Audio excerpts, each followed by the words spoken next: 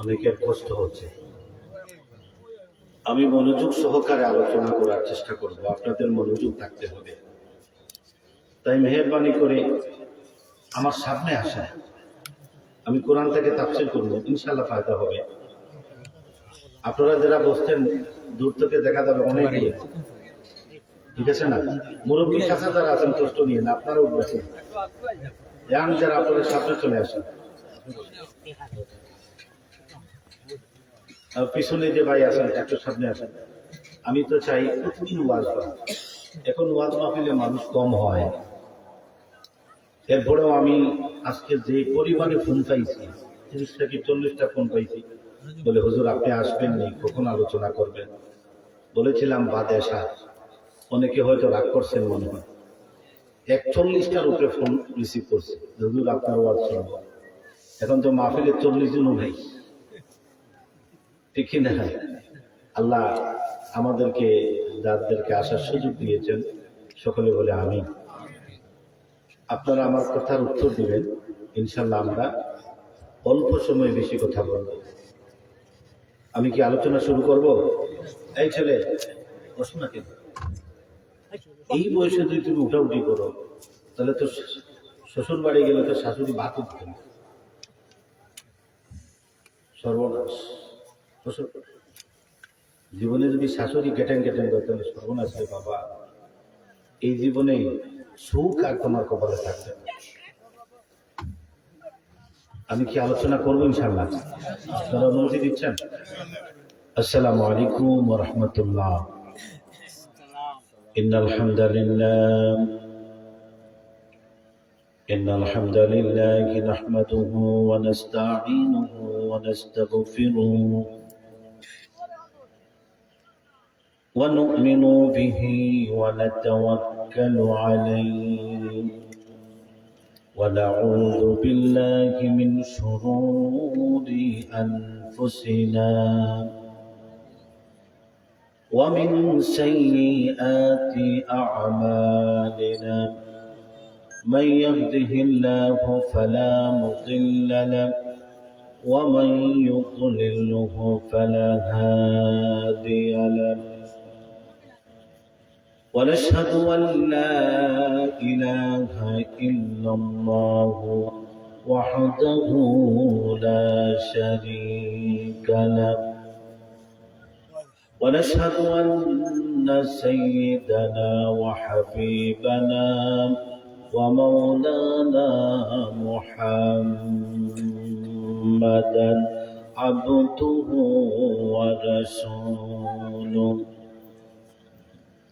صلى الله عليه وسلم الذي أرسله بالحق بشيرا ونذيرا وداعيا إلى الله بإذنه وسراجا منيرا.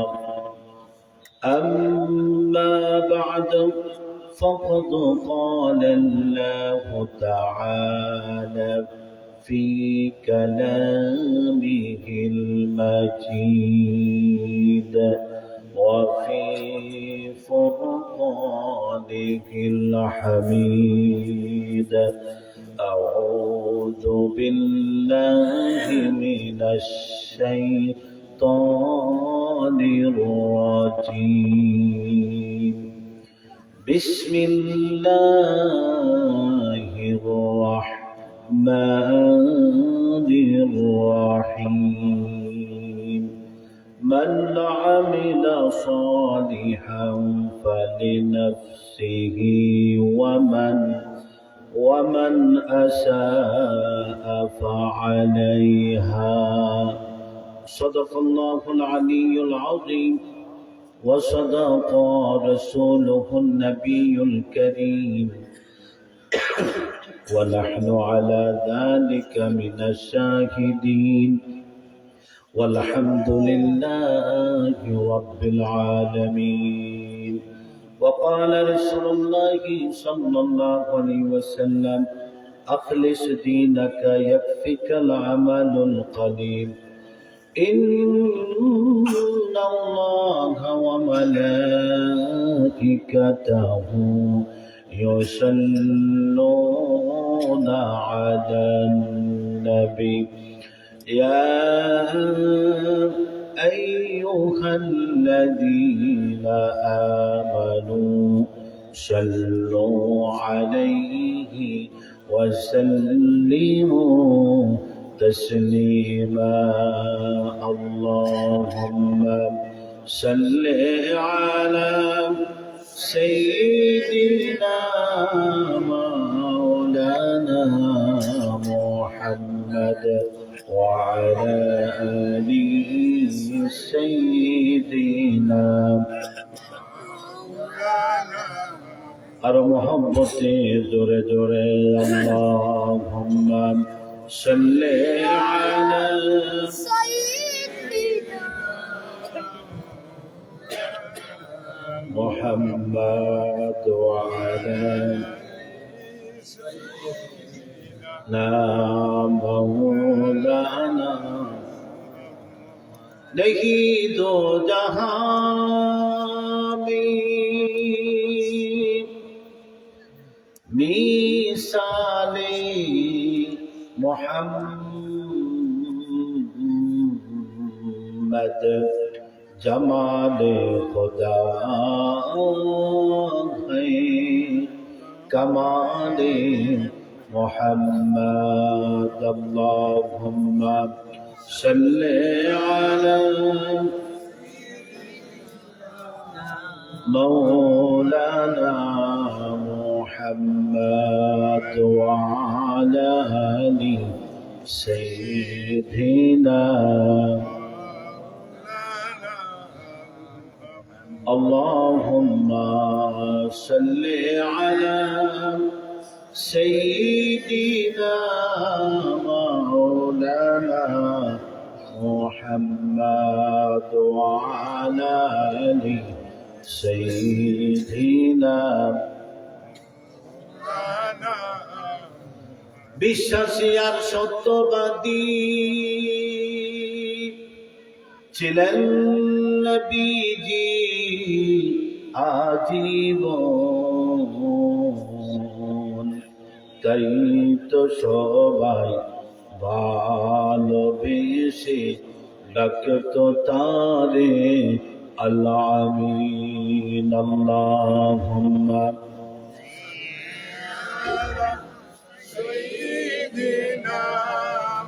مولانا محمد وعلى آل سيدنا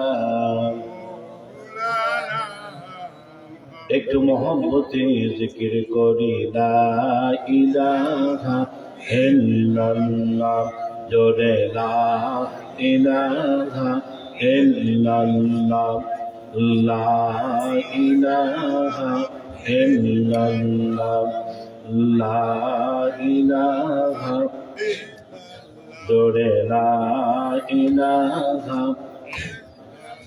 লা ইলাহা ইল্লাল্লাহ লা ইলাহা ইল্লাল্লাহ লা ইলাহা ইল্লাল্লাহ লা ইলাহা ইল্লাল্লাহ লা ইলাহা সুবহানাল্লাহ ওয়ালহামদুলিল্লাহ সুবহানাল্লাহ ওয়ালহামদুলিল্লাহ লা ইলাহা ইল্লাল্লাহ লা ইলাহা ইল্লাল্লাহ লা ইলাহা হাসবি রাব্বি জাল্লাল্লাহ মা ফি কলবি গায়রুল্লাহ নূর মুহাম্মদ সাল্লাল্লাহ বলো নূর মুহাম্মদ সাল্লাল্লাহ লা ইলাহা ইল্লাল্লাহ লা ইলাহা ইল্লাল্লাহ لا إله سبحان الله والحمد لله لا إله لا إله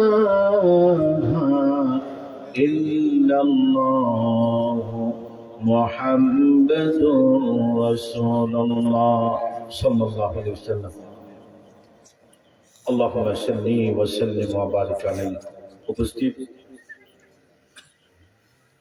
ঐতিহ্যবাহী সোহাদায়ে কারবালা এলাকাবাসীর মধ্যে গানের রিসালের সব উপলক্ষে ঐতিহাসিক দক্ষিণ বহরপুর গ্রামবাসীর উদ্যোগে ১৬তম বাৎসরিক ইসলামী সুন্নি মহাসম্মেলন ২২শে জানুয়ারি রোজ বৃহস্পতিবার ২০২৬ ইসাই সনে আজকের মাহফিলের সম্মানিত সভাপতি ডাক্তার সৈয়দুর রহমান হারুন সাহেব, আল্লাহ সভাপতি সাহেবের হায়াতে বারাকাত দান করুন। সহসভাপতি করতেছেন শেখ মহিবুর রহমান, মোতাআল্লি দক্ষিণ বহরপুর জামে মসজিদ। আল্লাহ আপনার বান্দার হায়াতে বারাকাত দান করুন, সুস্থতা নসিব করুন, সকলে বলে আমিন। আজকের মাহফিলের প্রধান অতিথি জামানার মুজাদ্দিদ শামসুল উলামা আল্লামা ফুলতলি সাহেব কিবলা রহমতুল্লাহ আলাইহি, সুযোগ্য উত্তরসূরি আল্লামা মুফতি গিয়াসউদ্দিন চৌধুরী সাহেবজাদায়ে ফুলতলি। বিশেষ অতিথি হযরত মাওলানা আবু আইয়ুব আনসারী সাহেব সুনামগঞ্জি, ভাইস প্রিন্সিপাল চড়া জামিয়া সুন্নিয়া আলিম মাদ্রাসা। আমার ভাই সাহেব অত্যন্ত সুন্দর সুললিত কণ্ঠে আপনাদের সামনে কোরআন হাদিসের আলোকে খুব সুন্দর চমকপ্রদ আলোচনা করেছেন। আশা করি আলোচনা আপনাদের নেক আমলে কাজ দিবে। মাহফিলের বিশেষ বক্তা হযরত মাওলানা আমাল উদ্দিন আনসারী সাহেব কিশোরগঞ্জি, আমন্ত্রিত উলামায়ে কেরাম হযরত মাওলানা আব্দুল মুসাব্বির সাহেব রাঙ্গাপুরি, হযরত মাওলানা ফসল আহমদ সাহেব সহ সুপার ওয়ালজুর হাফিজিয়া দাখিল মাদ্রাসা, হযরত মাওলানা হাফিজ জুবাইর আহমদ সাহেব ইমাম ও খতিব ওয়ালজুর বাজার কেন্দ্রীয় জামে মসজিদ, হযরত মাওলানা তানবীর আহমদ হাসান সাহেব ইমাম ও খতিব দক্ষিণ বহরপুর জামে মসজিদ, হযরত মাওলানা শাহাবুদ্দিন সাহেব ইমাম ও খতিব পীরপুর জামে মসজিদ, হযরত মাওলানা শাকিল আহমদ সাহেব ইমাম ও খতিব পীরপুর জামে মসজিদ। আল্লাহ আমার ভাইদের হায়াতে বরকত দিন, ওলামায়ে কেরামকে আরো বেশি বেশি নেক আমল নেকি নির্মর্জন করার তৌফিক দিন, সকলে বলে আমিন।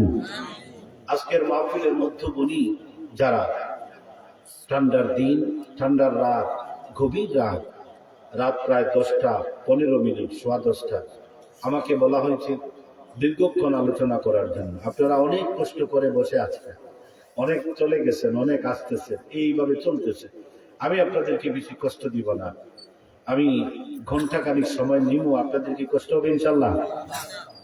তাহলে আমার বাবার বসি বাবারা, ছোট্ট সোনার মনিরা, স্কুল কলেজ মাদ্রাসা অধ্যয়নরত আমার ছাত্র ভাইরা, পর্দার অন্তরালে অবস্থানরত আমার মা বকরিরা, সকলের খেদমতে আলোচনার শুরুতে আবারও নিবেদন করছি সালাম বা মুবারক, আসসালামু আলাইকুম ওয়া রাহমাতুল্লাহি ওয়া বারাকাতুহু। আমার মুসলমান বন্ধুগণ, গভীর রাত, ঠান্ডা, কনকনে ঠান্ডা বাতাসের মধ্যে আপনারা কষ্ট করে বসে আছেন। জীবনের কর্মময় জিন্দেগির ভিতরে আজকের রাত আল্লাহ পাক আমাদেরকে কোনো প্রকার ঝামেলা ছাড়া এই জান্নাতি বাগানে যিনি আমাদেরকে আসার এবং বসার সুযোগ দিলেন, কোরআন এবং হাদিস থেকে আমাকে আলোচনা করার, আপনাদেরকে আলোচনা শোনার যিনি সুযোগ দিলেন, আসুন সেই মাওলার আলিশান দরবারে হৃদয়ের সবটুকু আবেগ অনুভূতিকে উজাড় করে দিয়ে সমস্বরে সমবাক্যে উঁচু আওয়াজে আল্লাহ পাকের সন্তুষ্টি অর্জনের নিমিত্তে সকলে পড়ে নেই কালেমাতুস শুকুর, আলহামদুলিল্লাহ। আমার মুসলমান ভাই বাবা বন্ধুরা, আমি অত্যন্ত খুশি আপনাদের আলহামদুলিল্লাহর আওয়াজ এইভাবে 1 ঘন্টা চলবে তো ইনশাআল্লাহ। আমার ভাইরা আমাদেরকে নির্দিষ্ট একটা বিষয় দিয়েছে, নেক আমল এবং বদ আমল, নেকি আর বদি, এই বিষয়ের উপর আলোচনা করেছেন। আমি আপনাদের সামনে কোনো প্রকার ভূমিকা ছাড়া, সাবজেক্টটা কিন্তু খুব কঠিন, নেক আমল আর বদ আমল। নেক আমল কি? ভালো কাজ, তাই না? যেই কাজ করলে আল্লাহ সন্তুষ্ট হন। আর বদ আমল অর্থাৎ গুনাহের কাজ, যেই কাজ করলে আল্লাহ খুব বেশি খুশি হন, তাই না? আপনারা আমার কথা সবাই শুনতেছেন না, মনোযোগ দিতেছেন। বদ আমল করলে, গুনাহ করলে আল্লাহ খুব বেশি খুশি হন। কি হন আল্লাহ? জোরে করে একটু। গুনাহ করলে আমার আল্লাহ বেজার হন। আমি কোরআন কারীমের ৪৫ নম্বর সূরা ২৫ নম্বর পারা সূরা জাসিয়ার ১৫ নং আয়াত থেকে আমি আয়াতে কালিমা তিলাওয়াত করেছি। আল্লাহ পাক বলছেন, মান আমিলা সালিহান ফালিনাফসিহি ওয়া মান আসাআ ফাআলাইহা। আল্লাহ পাক বলেন, যে ব্যক্তি নেক আমল করবে তা তার নিজের জন্যই করবে, আর যে বদ আমল করে তার ফল সে নিজেই ভোগ করে। আমার কথা বুঝছেন নি? আল্লাহ পাক বলেছেন, যে ব্যক্তি নেক আমল করে সেই নেক আমলের যাজা সে নিজেই পাবে, বিনিময় পাবে নিজের জন্য। আর যে মানুষ গুনাহের কাজ করে, বদ আমল করে, তার ফল সেই ভোগ করবে। বুঝেছেন কথা? আমার ভাই বাবা বন্ধুরা, আজকে আমরা আলোচনা করব মানুষ পাপ এবং পুণ্যের কাজ, এই যে আমরা নেকি আর গুনাহ করি, এই নেকি আর নেক আর বদ কাজের করতে হলে মানুষের কিছু মাধ্যম লাগে। আজকে আমরা আলোচনা করব মানুষের পাপ ও পুণ্যের কাজ সংগঠিত হওয়ার প্রধান মাধ্যম হলো আমাদের জিহ্বা। বুঝেছেন নি কোথায়? যেই জিহ্বা দিয়ে আমরা খাবারের স্বাদ গ্রহণ করি, ঠিক না ভাই? রমজান মাস আসতেছে, অনেক মানুষ তো কি করবেন, সারাদিন উপবাস থাকে। অনেক বাড়িতে ঝগড়া লেগে যায় ইফতারের সময়, আচ্ছা দিয়ে না। অনেক সময় ঝগড়া লেগে যায়, স্বামী তার স্ত্রীকে এমন অবস্থা হয়, রাগের তালাকু দুইটা দেয়। বুঝেছেন? ঝগড়া লাগে অসুবিধা হয় রে ভাবা। কেন? আপনাদের এখানে ইফতারের সময় কি বেশি, বিরিয়ানি বেশি না যাও বেশি চলে? কোনটা? পাতলা যাও, পাতলা যাও, একটু শক্ত। সভাপতি সাহেব শক্ত, আপনারা কি পাতলা? পাতলাটা হ্যাঁ, ইনশাআল্লাহ আল্লাহ তৌফিক দিলে আমরা শক্ত পাতলা যাও দিয়ে এবার ইফতার করব। তবে খবরদার, লবণ যদি কম হয় বিবির একটু শাস্তি দিয়েন না, গালি দিয়েন না, তার মামা তার মা বাবা তুই না, এমন অবস্থা হয়। আরে মুসলমান আমার ভাইরা, আমরা যেমন রোজা রাখি, মহিলারাও তেমন রোজা রাখি। কোন পরিবারে যদি মানুষ জালিম হয়, জালিমের স্ত্রীর ব্যাপারে আল্লাহ পাক বিধান দিয়েছেন লবণ চেক করার। বুঝেছেন নি কথা? মহিলা লবণ চেক করতে পারবে যদি স্বামী জালিম হয়, অত্যাচারী স্বামী হয়। এখন বলেন তো, অত্যাচারী মানুষের ইবাদত কবুল হয়? কারণ তাকে বয়, এদিকে আর যাচ্ছি না, আমরা এটা স্টপ দিয়ে দিলাম এখানে। আমার ভাইরা, তাহলে আমরা জানতে পারলাম সমস্ত নেকের কাজ আর গুনাহের কাজ সংগঠিত হওয়ার প্রধান মাধ্যম হলো আমাদের জিহ্বা। আমার ভাইরা, এই জিহ্বা দ্বারা আমরা নেক কাজ করি। যেমন আমরা জিকির করি, একটু আগে জিকির করলাম। এই জিকিরের ভিতরে সবচেয়ে বড় উত্তম জিকির হলো নামাজ। আমরা নামাজে মুখ ব্যবহার করিনি, জিহ্বা লাগে তো। হ্যাঁ, সুবহান রাব্বিয়াল আলা, জিহ্বা লাগে না? আল্লাহু আকবার, সামি আল্লাহু লিমান হামিদা, আসসালামু আলাইকুম ওয়া রাহমাতুল্লাহ, এগুলা কি জিহ্বা ব্যবহার লাগে না? আমার ভাইরা, এরপরে কোরআন তেলাওয়াত, ভালো কাজের আদেশ দেওয়া, মানুষকে ভালো পরামর্শ দেওয়া হচ্ছে জিহ্বার দ্বারা নেকির কাজ। চিৎকার মেরে বলি সুবহানাল্লাহ। আমার ভাইরা, সেমনি ভাবে এই জিহ্বা দ্বারা মানুষ বদ কাজ করে, গুনাহের কাজ করে। গুনাহের কাজের ভিতরে উল্লেখযোগ্য হলো মানুষ মিথ্যা কথা বলে, গীবত পরনিন্দা করে, গালি দেয়, ঠাট্টা বিদ্রুপ করে, অশ্লীল কথাবার্তা বলে। এগুলা হচ্ছে মানুষের জিহ্বার দ্বারা গুনার মাধ্যম। বুঝেছেন? আমাদের এই জিহ্বা খুবই বেশি, 18-15টার উপরে গুনাহ আছে। এই জিহ্বা দ্বারা প্রধানত 15টা উপরে গুনাহ সংঘটিত হয়। 1 নম্বর, নাম খারাপ করে ডাকা। আপনাদের এই এলাকায় আছেন একজন মুসলমানের নাম হচ্ছে আব্দুর রহিম, ডাকে তারে বল্টু, এরকম আছে না নাই? হ্যাঁ, এগুলা করা যাবে না। নাম ব্যঙ্গ করা, নাম ঠাট্টা করা জিহ্বার 1 নম্বর গুনাহ। 2 নম্বর, খারাপ ঠাট্টা বিদ্রুপ করা। একজন মানুষ হেঁটে যাচ্ছে, আপনার আমার পাশ দিয়ে হেঁটে যাচ্ছে, একটু যাওয়ার পরে একটু দেখতে আমার চেয়ে আর একটু মুঠা যাওয়ার পরে বললাম, মিস্টার ডাম্মিয়া যাইতেছেন। আসেনি আপনাদের এখানে? অশ্লীল এবং খারাপ কথা বলা, গালি দেয়া, নিন্দা করা, অপবাদ দেয়া, চুকুনকুরি করা, বিনা প্রয়োজনীয় অন্যের গোপনীয়তা ফাঁস করে দেয়া, মুনাফিকি করা, 2 মুখে কথা বলা, বেহুদা অতিরিক্ত কথা বলা, বাতিল হারাম জিনিস নিয়ে আলোচনা করে আনন্দ লাভ করা। আমার ভাইরা, এরপরে হচ্ছে গীবত করা, খারাপ উপনামে মানুষদেরকে ডাকা, অভিশাপ দেয়া। এটা হচ্ছে জিহ্বার গুনাহ। অভিশাপ আমরা দেই তো, আমার বিপক্ষে গেলেই বলি আল্লাহ আপনি বিচার কইলেন, ভালো কথা কইছে, এই যে আমি অভিশাপ দিয়ে দিলাম।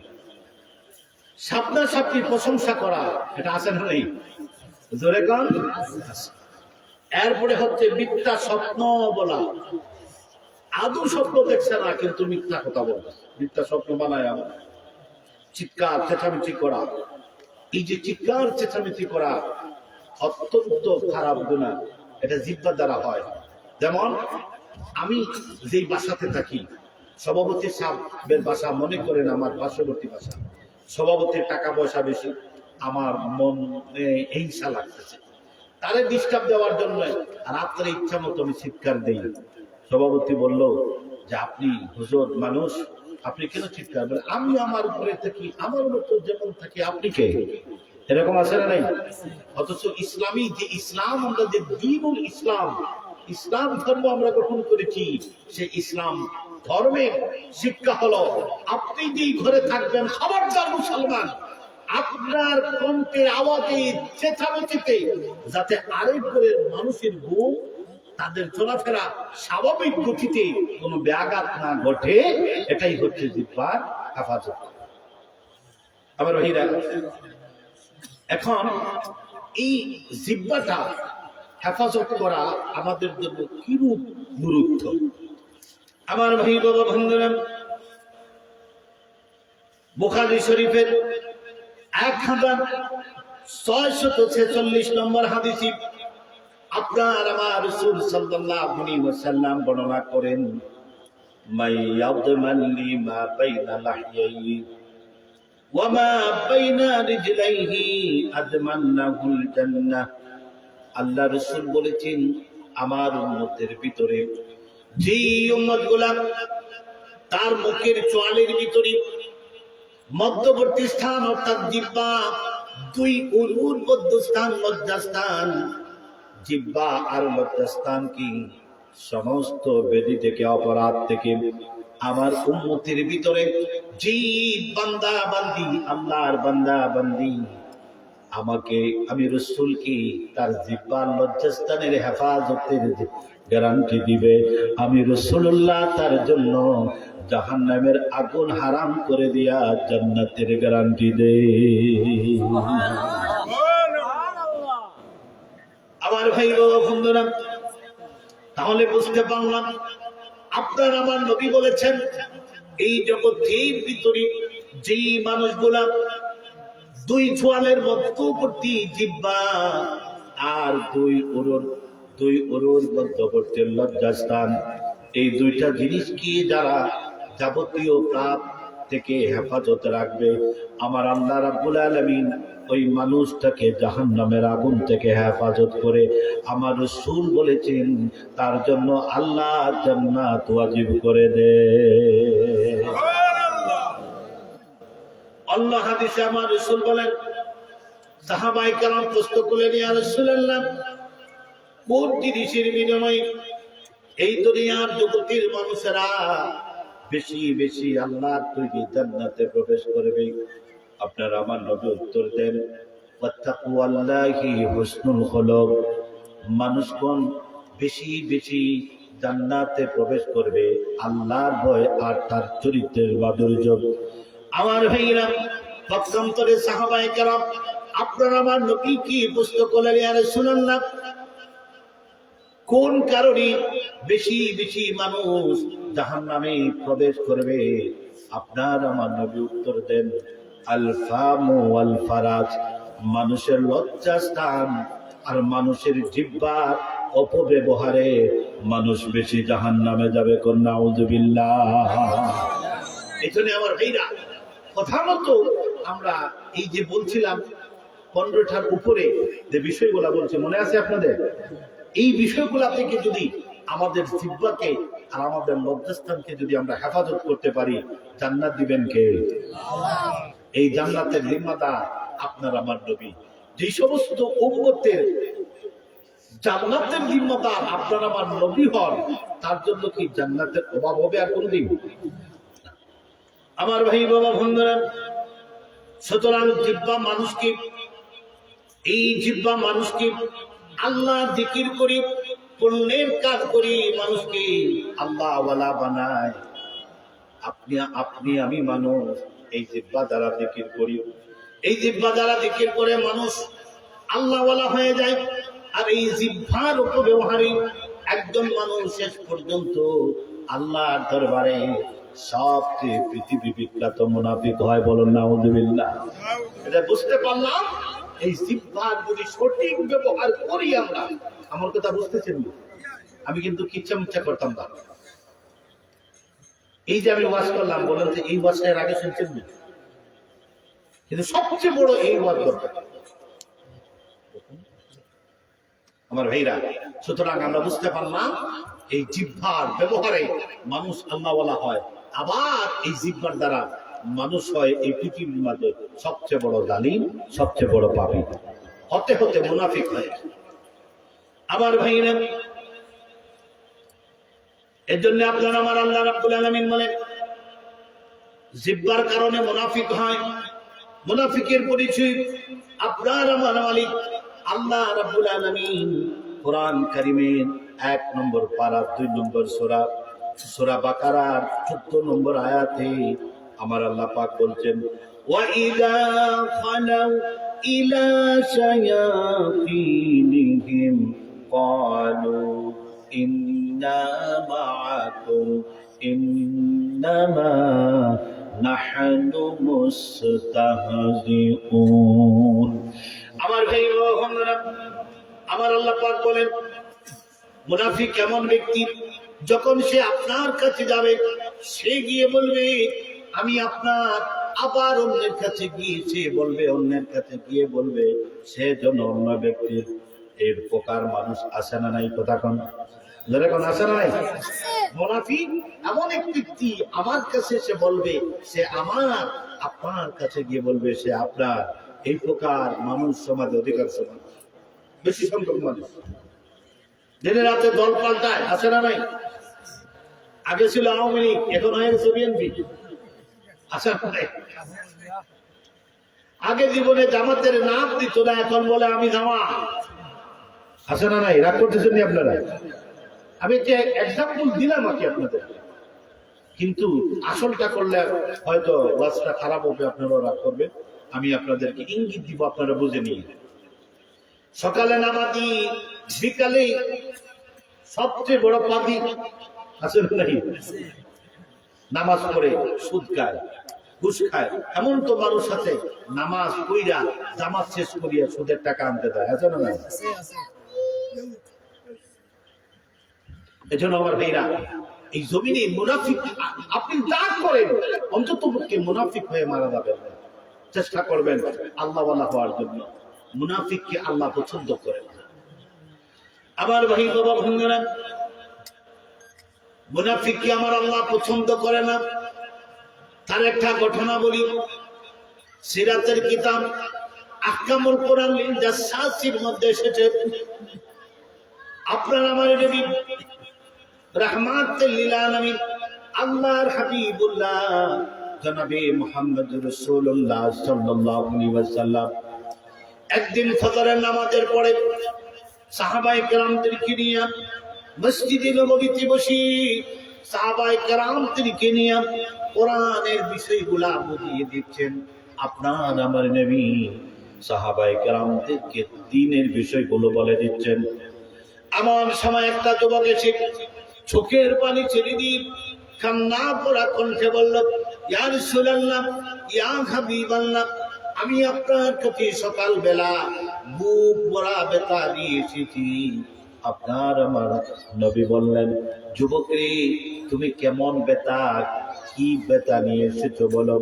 যুবকটা দেখে বলল, ইয়া রাসূলুল্লাহ, অল্প কিছুক্ষণ পূর্বে আমার বাবা ইন্তেকাল করেছেন।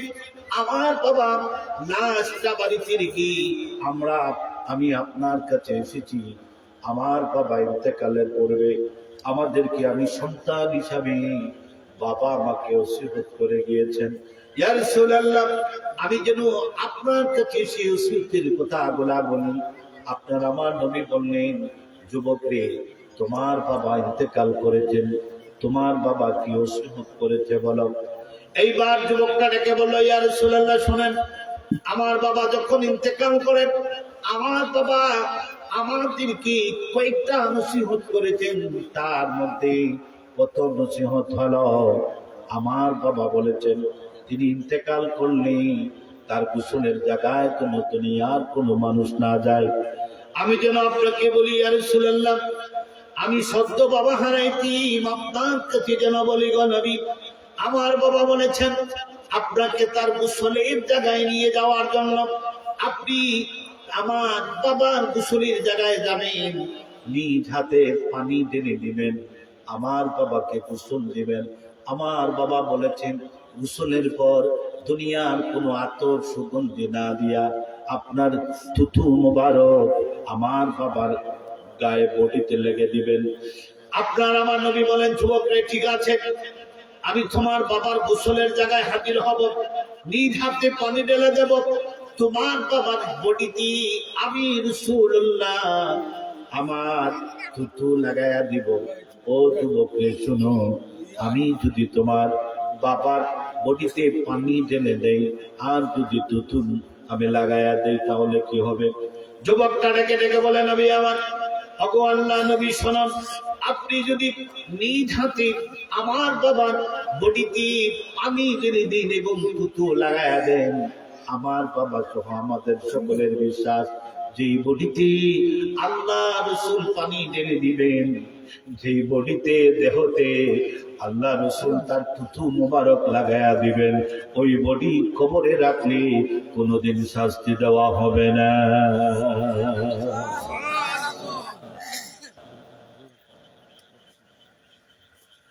কি চলবো? আমার ভাই বাবা বন্ধুরা, এইবার আপনার আমার নবী বলেন, যুবক রে, তারপরে কি বলো? যুবক কান্না করা কণ্ঠে বলে, ইয়া রাসূলুল্লাহ, এরপরে আমার বাবা ওসিয়ত করেছেন, আমার বাবা ইন্তেকাল করলে দুনিয়ার কোন দামি কাপড় দিয়া আমার বাবার কাফনের ব্যবস্থা না করে তিনি বলেছেন আপনার জুব্বা দিয়া, আপনার তো জুব্বার অনেক মর্যাদা। ওগো আল্লাহর নবী, এই দিনের কাজ করতে গিয়া যেই জুব্বায় আপনার এই জুব্বায় ঘাম মুবারক লেগেছে, ইয়া রাসূলুল্লাহ, আমার বাবা সহ আমাদের বিশ্বাস আপনার ব্যবহৃত আপনার গায়ের ঘাম ঝরানো একটা জুব্বা দিয়ে যদি আমার বাবার কাফনের ব্যবস্থা করে দেন, আমার বাবা সহ আমাদের বিশ্বাস যেই মানুষের গায়ের মধ্যে আল্লাহ রাসূলের আল্লাহ রাসূলের জুব্বা মুবারক দ্বারা কাফন দেওয়া হয়েছে, ওই গায়ে বডিতে কবরে কোনদিন জাহান্নামের শাস্তি দেওয়া হবে না। আমার ভাই বাবা বন্ধুরা, শুধু তাই নয়, এইবার যুবকটাকে বলে, ইয়া রাসূলুল্লাহ, আমার বাবার বড় ইচ্ছা, আমার বাবা ইন্তেকাল করলে দুনিয়ার বড় বড় কোন সাহাবী যেন আমার বাবার জানাজার নামাজের ইমামতি না করে ওই জানাজার জায়গায় যেন আপনাকে আমরা নিয়ে যাই। নিয়ে যাওয়ার পরে আপনি আমার বাবার জানাজা দিবেন। আমার বাবার বিশ্বাস হলো আল্লাহ রাসূল যার জানাজা দিবেন সেই মানুষের কবরে কোনোদিন জাহান্নামের ফেরেশতা আসবে না। আপনার আমার নবী বলে, যুবককে বলো তারপরে কি? এইবার যুবক বলল, ইয়া রাসূলুল্লাহ, আমার বাবা ইন্তেকালের পূর্বে আমাদেরকে শেষ নসিহত করে গিয়েছেন, আমার বাবা ইন্তেকালের পরে আপনাকে যেন আমরা নিয়ে যাই। আমার বাবাকে যখন কবরে রাখা হবে, ইয়া রাসূলুল্লাহ, আমার বাবার সবচেয়ে বড় আফসোস, সবচেয়ে বড় ইচ্ছা, আপনি আমার বাবাকে তুলে করে কবরে রাখবেন। আমার বাবা সহ আমাদের সকলের বিশ্বাস হলো, যেই কবরে আল্লাহর নবী নেমে পড়বেন, যেই কবরে আল্লাহ রাসূলের কুল চুরিতে মানুষ কবরে শায়িত হবে, এই কবরে আল্লাহর পক্ষ থেকে জাহান্নামের কোন ফেরেশতা কোনদিন আসবে না। আমার ভাই ও বন্ধুরা, আপনার আমার নবী বললেন, যুবক, তোমার বাবার গোসলের জায়গায় আমি যাব, তোমার বাবার গায়ের মধ্যে পানি ঢেলে দেব, আমার থুতু মুবারক তোমার বাবার শরীরে লাগাইয়া দেব, আমি তোমার বাবাকে আমার জুব্বা দ্বারা কাফনের ব্যবস্থা করে দেব। যুবকরি জানাজার মাঠে হাজির হয়ে তোমার বাবার জানাজা আমি পড়াবো। যুবক শোনো, আমি তোমার বাবাকে নিজ কোলে করে কবরের মধ্যে রাখবো।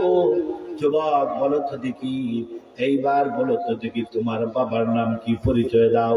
যুবকটা চোখে পানি ছেড়ে ছেড়ে দিয়ে বলে, ইয়া রাসূলুল্লাহ, আমার বাবার পরিচয়, আমার বাবা তো সেই ব্যক্তি যেই ব্যক্তি আপনার পিছনে নামাজ পড়েছেন, মাঝে মাঝে আপনার পিছনে ধারায় কামত দিয়েছেন, এমনকি আপনার সাথে দিনের দাওয়াতে গিয়েছেন। ইয়া রাসূলুল্লাহ, আমার বাবা তো সেই ব্যক্তি যেই ব্যক্তির মাথায় আপনার পাগড়ির মতো পাগড়ি, আমার বাবার মুখের মধ্যে ঠাড়ির কোনো কমতি নাই, লাবাতের কোনো কমতি নাই। আমার বাবা সেই ব্যক্তি আপনার সাথে জিহাদে গিয়েছেন, দিনের দাওয়াতে গিয়েছেন। রাসূল বলতেছেন, বলো তোমার বাবার নাম কি? এইবার বাবা হারায় তিন সন্তানটা বলল, ইয়া রাসূলুল্লাহ, আমার বাবা হচ্ছেন আব্দুল্লাহ ইবনে উবাই ইবনে সালুল। আব্দুল্লাহ ইবনে উবাই ইবনে সালুল চিনছেন তো আপনারা? সে হচ্ছে এই পৃথিবীর জমিনে একেবারে যত মানুষ সূচনা থেকে আসছে কিয়ামত পর্যন্ত যারা আসবে সব মুনাফিকের সর্দার। নাউযুবিল্লাহ কইতেন না? হযরত ওমর রাগান্বিত হয়ে গেলেন, বসা ছিলেন, দাঁড়িয়ে গেলেন, তরবারি করলেন। এইবার যুবককে ডেকে বলেন, যুবক রে, অনেকক্ষণ ওয়াজ শুনছি, মিষ্টি মিষ্টি কথা, কথা বলে আমাদের চোখের পানি তুলে ফেলে দিয়েছ। যুবক শোনো, আর দেরি করিস না, এই জায়গা থেকে বিদায় হয়ে যা, না হলে আমি ওমরের তরবারি দ্বারা তোমার শরীর থেকে মাথা আলাদা করে দেব। কন্যা আল্লাহু আকবার। আপনার আমার নবী বলেন, আমার থামো, অমরকে থামো, আমি জানি ওর বাবা জগৎ বিখ্যাত মুনাফিক আব্দুল্লাহ ইবনে উবাই ইবনে সালুল, আমি জানি ও জিহাদের মাঠ থেকে 300 যোদ্ধা নিয়ে এসেছে, ইসলামের বিরোধিতা করেছে, সারা জীবন আমার বিরোধিতা করেছে, মদিনার মসজিদে ঝগড়া লাগায়া আমি রাসূলকে ধ্বংস করার জন্য ষড়যন্ত্র করেছে। এক কাফেরের বাড়িতে ইহুদির লোকে ষড়যন্ত্র করে খাসির কুস্তির বুদ্ধি বিষ মিশায়া আমি রাসূলকে সে হত্যা করার জন্য চক্রান্ত করেছে। ওমর, থামো থামো, তোমাকে নিষেধ করলাম যতক্ষণ পর্যন্ত তার ব্যাপারে আমার আল্লাহ কোরআন কারীমের আয়াত নাযিল করবে না, আমি মুহাম্মদুর রাসূলুল্লাহ ততক্ষণ পর্যন্ত তারে মুনাফিক বলতে পারি না। আপনারা আমার সমাজে মতের অমিল হলেই বলে মুনাফিক, ঠিক না? স্বার্থে আঘাত করলে মুনাফিক, কিন্তু আসলে তার মধ্যে সব মুনাফিকের যত আলামত আছে সব আছে একজন মানুষের কাছে। কিন্তু আমরা কি করি জানেন না, আমার স্বার্থে যদি জিন্দাবাদ দেবে আমরা বলি আমার ভাইটা খুব ভালো, ঠিক না? যখন মুনাফিকি করে কেউ তাকে বুঝাবো আপনি মুনাফিকি করবেন না, বুঝেছেন কথা? কিন্তু আমরা স্বার্থের বিপক্ষে যখন চলে যাই, যেমন আজকে ওয়াজ করতেছি সভাপতি দুইজন আমার সামনে, এখন যদি আমরা লাগি দুজনে, যে পক্ষে থাকবে সে বন্ধু আর যে বিপক্ষে যাবে সে, এই তো সমাজের অবস্থা, ঠিক না? না ভাই না, আপনি যতক্ষণ পর্যন্ত কোন বিষয়ে বাস্তব প্রমাণ স্বরূপ নিশ্চিত না হবেন ততক্ষণ পর্যন্ত কোন বিষয়ে মুখ খুলবেন না, বুঝেছেন কথা? এটাই হচ্ছে ইমানদারের পরিচয়। আমরা অনেক বিষয় শুনি, কিন্তু শোনা মাত্র কথা বলবো না, বাস্তব প্রমাণ লাগবে। কোনো কিছু বলতে হলে কি লাগবে? প্রমাণ লাগবে। একটু জোরে শরীফ পড়ুন, আল্লাহুম্মা সাল্লি আলা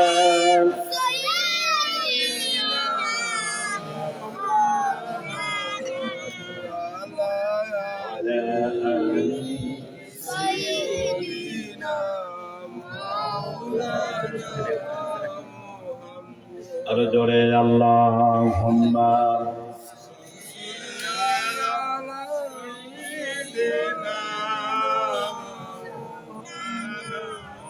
মুহাম্মাদ ওয়া আলা। আমার ভাইরা, আমি আরো প্রায় আধা ঘন্টার মতো আছি, আমি আপনাদেরকে বলি যে এই যে মুনাফিক, এই যে মুনাফিক কি বলেছিলাম? আব্দুল্লাহ ইবনে উবাই ইবনে সুলুল, মনে আছে তো ভাই? আব্দুল আমার নবী বলেন আমার সাবধান হয়ে যাও। হযরতে আমার তার বাড়ি কুশবদ্ধ করলেন, বসে পড়লেন। সাহাবায়ে কেরাম অবাক হয়ে অবাক চিত্তে তাকিয়ে রইলেন। জগৎ বিখ্যাত মুনাফিক, যে কিনা আমার রাসূলকে হত্যা করতে চেয়েছে, ইসলামকে আল্লাহর জমিন থেকে আল্লাহর দ্বীনকে সব সময় মুছে দেওয়ার জন্য এই ব্যক্তি ষড়যন্ত্র করেছে। অবাক চিত্তে সাহাবায়ে কেরাম তাকায়া দেখেন আল্লাহ রাসূল তার জানাজায় যাইতেছেন।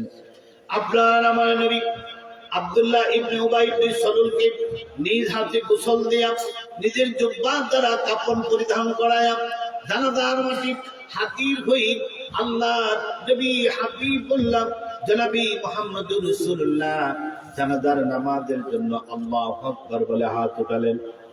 আপনার আমার আল্লাহ মুনাফিককে পছন্দ করেন না। আমার ভাই বাবা বন্ধুরা, জি যখন হাত উঠালেন, আপনার আমার আল্লাহ জিবরিলকে অর্ডার দিলেন। জিবরিল হাজির হয়ে বললেন, ইয়া রাসূলুল্লাহ, এই আচ্ছা খাইতাম না তো, বারবার চা খাবেন না। আপনার আমার নবীকে বললেন, জিবরিল শোনো। জিবরিল এসে আমার রাসূল করে, ইয়া রাসূলুল্লাহ, হাত নামান। আল্লাহু আকবার বলি হাত উঠাতেন, হাত উঠায় আছেন। জানাজার নামাজ পড়ার জন্য আল্লাহ নিষেধ করেছেন, আর হাত নামাতে পারবেন না। আল্লাহু আকবার। আব্দুল্লাহ ইবনে উবাই ইবনে সুলুলের জানাজা নামাজ রাসূল পড়াতে পারেন নাই। সুতরাং মুনাফিক এই জমিনের ভিতরে যত শত্রু আছে আল্লাহ, তার ভিতরে সবচেয়ে বড় শত্রু হলো মুনাফিক। আল্লাহর সবচেয়ে বড় শত্রু কে? জোরে করে আরেকটু। আপনাদের এলাকায় মনে একটু কম নাকি, না নাই? হ্যাঁ, রাগ করছেন মনে হয় আমরা, না ঠান্ডায় ধরছে? ঠান্ডা ধরছে। আমার ভাই বাবা বন্ধুরা, কোরআন কারীমের 5 নম্বর পারা 4 নম্বর সূরা, সূরা নিসার 145 নম্বর আয়াতে আপনার আমার আল্লাহ রাব্বুল আলামিন মুনাফিকের ব্যাপারে শাস্তির কথা বলেছেন। আপনার আমার আল্লাহ বলেন, ইন্নাল মুনাফিকিনা ফিদ দারকিল আসফালি মিনান নার ওয়া লান তাজিদা লাহুম নাসীরা। আমার আল্লাহ পাক বলেন, নিশ্চয়ই মুনাফিকেরা আমি আল্লাহ জাহান্নামের অত্যন্ত আন্ডারগ্রাউন্ডে, অত্যন্ত গহ্বরে, একেবারে নিচে আন্ডারগ্রাউন্ডে অবস্থান করবে। ও দুনিয়ার মানুষেরা শুনে রাখো, তার মুনাফিকেরা কোনোদিন কখনো কোনো প্রকার আমি আল্লাহর পক্ষ থেকে জাহান্নাম থেকে মুক্তির জন্য কোনো সাহায্য পাবে না। নাউযুবিল্লাহ। মুনাফিক কোনোদিন মুনাফিককে আল্লাহ পাক সাথ দিবেন না। এজন্য ভাইরা আমার, যা করব আমরা কোনোদিন যাতে আমরা মুনাফিক না হই, এই বিষয়টা যেন মনে থাকে। থাকবে তো ইনশাআল্লাহ? থাকবে তো? প্রত্যেকটা কাজের আগে চিন্তা করব আমি যাতে মুনাফিক না হই। আমার ভাই বাবা বন্ধুরা, মুনাফিককে আল্লাহ পাক দুনিয়াতে শাস্তি শুরু করে দেন, দেরি করেন না। কেমনি দুনিয়াতে তাড়াতাড়ি শাস্তির ব্যবস্থা করেন, তার একটা উল্লেখযোগ্য ঘটনা সিরাতের কিতাবে তাফসীর ইবনে জারীর আত-তাবারীর মধ্যে এসেছে। আপনার আমার নবীর একজন জলিল, নবীর একজন প্রিয় সাহাবী হযরতে যায়েদ বিন হারেসা রাদিয়াল্লাহু তাআলা আনহু একদিন আল্লাহ নবীর কাছ থেকে ফজরের সালাতের পরে মসজিদে নববী থেকে আপনার আমার নবীর কাছ থেকে বিদায় নিয়ে সফরের উদ্দেশ্যে একজন সফর সঙ্গী নিয়ে তায়েফের দিকে রওনা দিলেন হযরত যায়েদ বিন হারেসা রাদিয়াল্লাহু তাআলা আনহু। চলতে চলতে চলতে অর্থাৎ সফরের পথ যাইতে যাইতে এক পর্যায়ে ক্লান্তি চলে আসলো। আপনার আমার নবীর সাহাবী হযরতে যায়েদ বিন হারেসা যখন ক্লান্ত হয়ে গেলেন, তার সফর সঙ্গী নিয়ে একটা গাছের কর্নারে, গাছের নিচে, ছায়ার নিচে তিনি আশ্রয় নিলেন, ঘুমিয়ে পড়লেন। ঘুমানোর অনেকক্ষণ পর আল্লাহ নবীর সাহাবী হযরতে যায়েদ বিন হারেসা যখনই ঘুম ভাঙলো, ঘুম ভাঙার পরে তিনি দেখতে পান কে যেন তার হাত পা সমস্ত শরীর রশি দিয়া বেঁধে ফেলেছে। তিনি সজাগ হয়ে ঘুম থেকে জাগ্রত হয়ে দেখেন সারা শরীর রশি দিয়ে কি যেন বেঁধে ফেললো। অবাক চিত্তে তার সফর সঙ্গীকে বললেন, ও ভাই, তুমি আমার বন্ধু, একসাথে মদিনা থেকে আসলাম, আমি দেখি তোমাকে কেউ বাঁধে নাই, তুমি অবমুক্ত, কে আমাকে বাঁধলো? ও ভাই ভালো তো দেখি। এইবার রাসূলের সাহাবী হযরত যায়েদ রাদিয়াল্লাহু তাআলা আনহু বলেন, যায়েদকে তার সফর সঙ্গী বন্ধু বলতেছে, যায়েদ রে শোনো, তুমি মনে করেছো আমি তোমার প্রকৃত বন্ধু? না রে যায়েদ, আমি একজন ইহুদি, এই দুনিয়ার জগতে নাম করা একজন মুনাফিক। আমি তোমার বন্ধু না। আমি তোমার সাথে বন্ধুত্ব করে তোমার নবীর সাথে সুসম্পর্ক করেছি, তোমার নবীর সাথে যাওয়া আসা করেছি, ওঠা বসা করেছি। যায়েদ রে, আমি অনেক সুযোগের অপেক্ষায় ছিলাম। আজকে যখন তোমাকে ঘুমের মধ্যে পাইলাম, আমি তোমাকে রশি দিয়ে বাঁধলাম। অল্প কিছুক্ষণ পর আমি তোমাকে হত্যা করব। আল্লাহ রসুলের সাহাবী যায়েদ বললেন, আরে রসুলের সাথে নামাজ পড়েছে, একই জামাতে রুকু সিজদা করেছে, নবীর পিছনে ইক্তেদা করেছে, নবীর সাথে একটি দস্তরখানে আমি যায়েদের সাথে খাওয়া দাওয়া করেছে। আজকে কিনা সে আমাকে মারতে চায়, হত্যা করতে চায়। যায়েদ বিন হারেসা বললেন, যুবক রে বন্ধু আমার, বলো তো দেখি তুমি আমাকে কোন অপরাধে, কোন কারণে তুমি আমাকে হত্যা করতে চাও? মুনাফিক ব্যক্তি বলল, যায়েদ রে শোনো, আমি তোমাকে হত্যা করতে চাই এই জন্যে তুমি মুহাম্মদ রাসূলুল্লাহর একজন প্রিয় মহব্বতের সাহাবী। আমি যদি তোমাকে হত্যা করি আর সেই সংবাদ যদি মুহাম্মদ রাসূলুল্লাহ পান, এই জমিনে এর চেয়ে বেশি কষ্ট আল্লাহ নবী পাবে না। নাউযুবিল্লাহ। মুনাফিক যদি কোন আল্লাহর হাবিবের উম্মতকে এই জগতে কষ্ট দেয়, সবচেয়ে বেশি কষ্ট পান কে? আপনার আমার নবী। এজন্য ভাইরা, যা করেন আপনি করতে থাকেন, কিন্তু মুনাফিকিটা কইলেন, মুনাফিক হয়ে এই জমিন থেকে বিদায় নেবেন। হযরত যায়েদ বিন হারেসা বললেন, আল্লাহর কাছে আবেগ চিত্ত হৃদয় ডাকে হলেন, আগিসনি ইয়া রহমান, হে দয়ার আল্লাহ, আমি আপনার সাহাবী যায়েদ বড় বিপদে, আপনার নাম রহমান রহিম, আপনি আমাকে সাহায্য করেন। এইবার মুনাফিক ব্যক্তি দাঁড়ালো ছুরি নিয়ে। যায়েদ বিন হারেসা আল্লাহ রাসূলের সাহাবীর গলায় ছুরি ধরল। মুনাফিক ব্যক্তি যখনই ছুরি দিয়ে জব শুরু করবে, আপনার আমার নবীর সাহাবী আল্লাহকে ডেকে বলেন, আগিসনি ইয়া রহমান, আমার আল্লাহ। আর তিনি করলেন না, জিবরিলকে ডেকে বলেন, ও জিবরিল, আর তুমি দেরি করো না, আমার হাবিবুল্লাহর সাহাবী যায়েদ বড় বিপদে।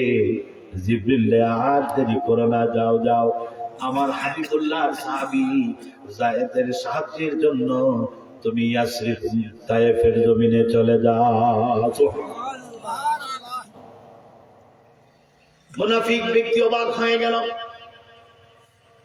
খেয়ে যেন আওয়াজ দিয়ে বলতেছে, সাবধান যুবক রে, সাবধান করে দিলাম, তুমি এই যুবককে হত্যা করো না, খবরদার, থামো থামো, যদি তুমি ওই ব্যক্তিকে তুমি জবে করো, খবরদার করে সাবধান করে দিলাম, তোমার বড় ক্ষতি হবে রে যুবক। সুতরাং তুমি এই মুহূর্তে এই লোকটাকে তুমি হত্যা করো না। কোন আল্লাহু আকবার। আমার ভাইরা, মুনাফিক ব্যক্তি অবাক হয়ে গেল। ডানে তাকায়, বামে তাকায়, সামনে তাকায়, পিছনে তাকায়, চতুর্দিকে তাকানোর পরে অবাক চিত্তে মনে মনে সিদ্ধান্ত নিল আর ভাবলো, আমি মনে হয় কি যেন কি শুনেছি, আমার বিবেকে ধরে না, মনে হয় আমি ভুল শুনেছি।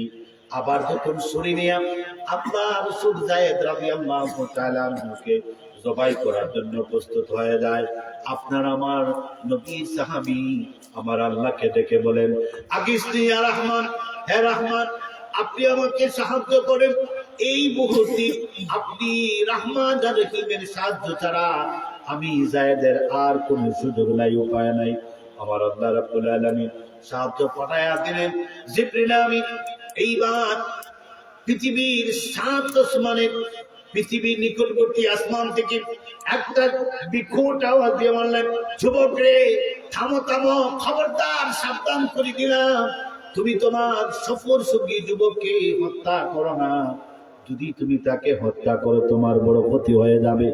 আমার ভাইরা, যায়েদ বিন হারেসা দেখেন মুনাফিক ব্যক্তি তার গলা থেকে ছুরিটা সরায়া ডানে বামে সামনে পিছনে তাকায় আর অবাক হয়ে যায়।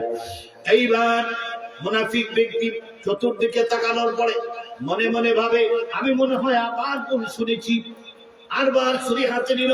আল্লাহ রাসূলের সাহাবীকে জবাই করার জন্য যখন প্রস্তুত হয়ে যায়, যায়েদ বিন হারেসার গলায় যখন ছুরি ধরে, আল্লাহ রাসূলের সাহাবী আল্লাহর উপর ভরসা করে বলেন, আগিসনি ইয়া রহমান, হে রহমান, আপনি দয়ালু আমার আল্লাহ, এই মুহূর্তে আপনি ছাড়া আমার কেউ নাই, আপনি যদি আমাকে সাহায্য না করেন এই মুহূর্তে আমার পক্ষে আর কোনো উপায় নাই, আল্লাহ সাহায্য করেন।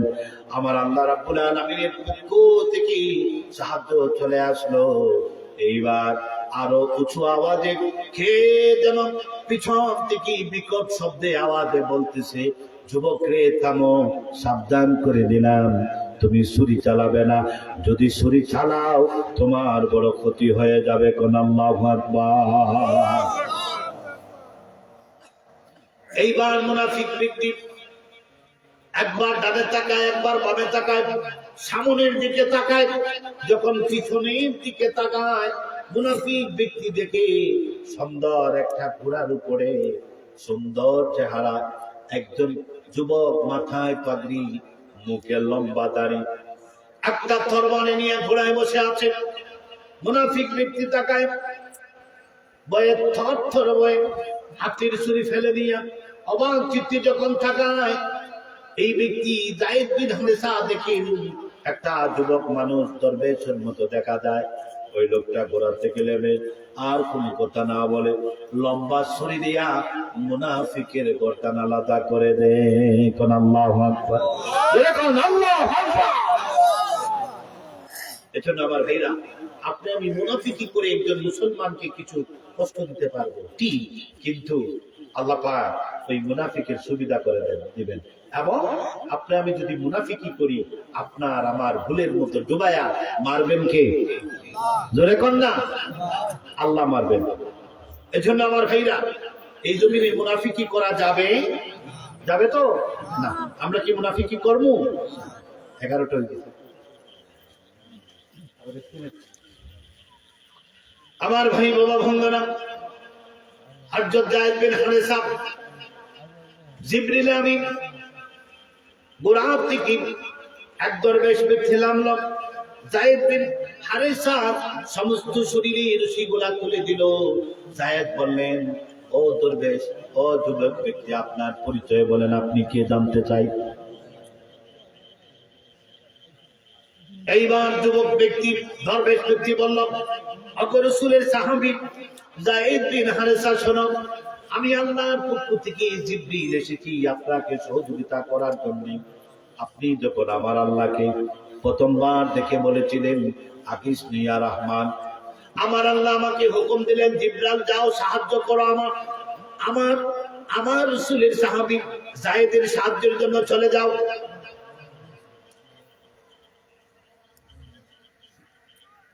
জিবরিল আমিন ডাকে বলে, যায়েদ, আমি তখন সিদরাতুল মুনতাহায় ছিলাম, আমি সিদরাতুল মুনতাহা থেকে আওয়াজ দিয়েছিলাম, যুবককে তাম হত্যা করা যাবে না।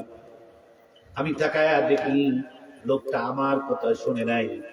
এরপরে যখন আমি দ্বিতীয়বার, তুমি যায়েদ আল্লাহর কাছে বলেছিলে আকিসনি ইয়া রহমান, আল্লাহ সাহায্য করো, আমি জিবরিল যখন দ্বিতীয়বার চিৎকার করে বলেছিলাম, সাবধান করেছিলাম, যুবককে শুনে নাই, তখন যায়েদ শোনো, আমি আসমানের নিকটবর্তী, জমিনের নিকটবর্তী প্রথম আসমানে আমি ছিলাম।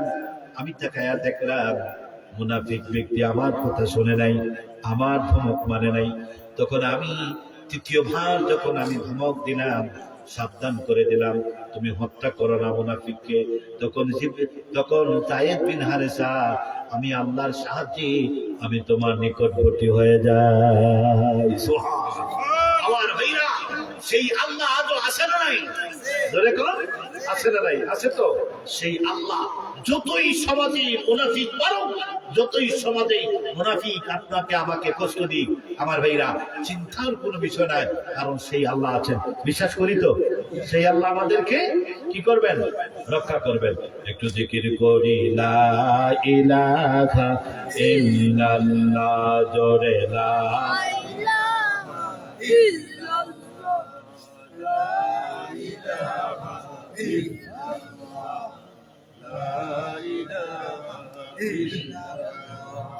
জোরে লা ইলাহা,